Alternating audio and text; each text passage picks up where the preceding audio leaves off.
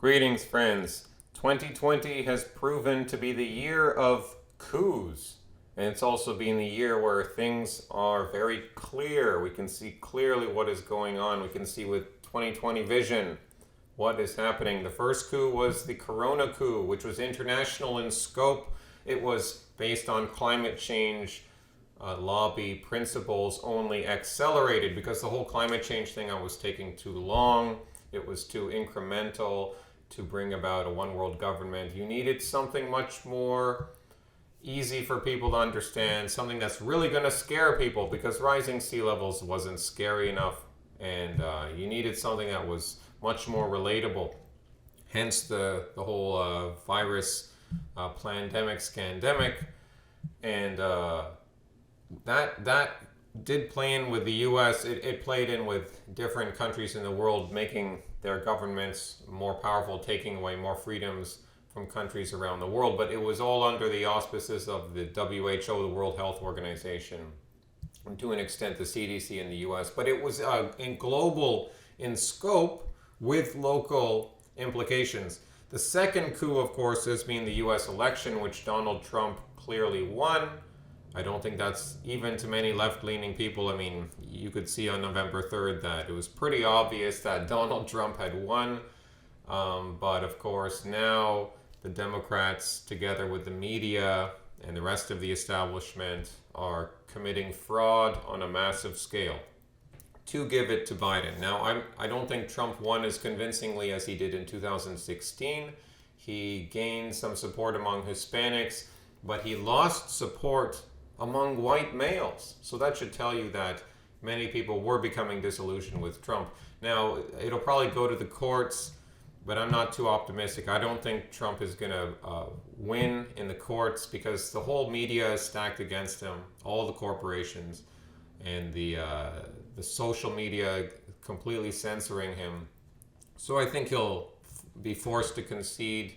I'd love to be wrong, but I'm not. I was a little disillusioned with Trump, anyways. I just thought he'd be much better than Biden, and that witch Kamala Harris, and the globalists that are pulling those puppet strings. How on earth can we still be in this situation where you're relying on the corporate media to declare who has won a particular state? How are you still relying on how do they still have this important role when they're clearly your enemy? And I don't even know what the solution would be. I mean, because people are so plugged into watching Fox News and CNN and all that. I mean, even Fox News, they hate Donald Trump.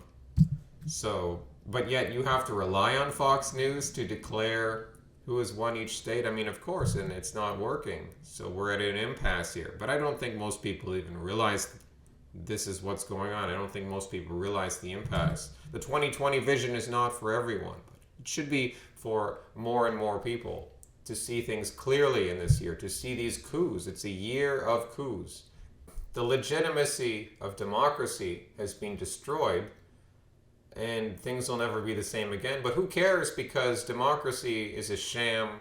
Democracy is not a good idea. I mean, I know the US is a republic anyways, but the idea of giving power to the masses, that's a very bad idea. But in a way, the masses did still choose one candidate, and the elite said, well, no, you don't. So we're not, but I mean, it's either way, it's controlled by a globalist, capitalist, and socialist, technocratic elite. And of course, there were the race riots. How did the race riots since June? How does that factor into this? I mean, it was a prelude to this election coup by the left. Although the left, they did try to stop the riots after a few months, when it appeared that it was only helping turn people away from the left and potentially to Donald Trump. It'll be interesting to see what happens with Biden as president, which I think is pretty much a certainty at this point. Will these looters and these rioters continue to riot because their big bad guy, Trump, will be out of the picture. But they don't know how to do anything else. That's, how they get their kicks. So it'll be interesting to see, will the Democrats try to stop them? I don't see that happening. Will the riots just fizzle out? I don't know. It'll be interesting to see what happens. Now, we are in a spiritual battle, and you have to be on the side of God. That doesn't mean you're going to win, but if you want to save your soul, you got to be on the side of God. And will large numbers of people still be wearing masks in 2024? Why am I bringing up that? Because that's part of the spiritual battle. That's part of what's going on here to muzzle you, to make you compliant with all of these coups. How are you going to make people compliant? By breaking their spirit, by breaking them down. How long is this going to go on? Are people still going to be wearing masks in 2024?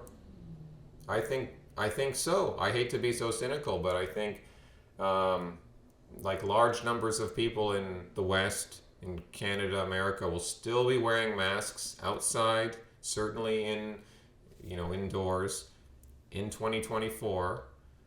Maybe at least 25% of the population to 50% of the population. I don't think it's going anywhere. It's becoming cemented. And if it's not masks, it'll be something else. They'll just have switched you to wear something different or show your allegiance in some other way to this technocratic, pagan, satanic, God-hating monsters.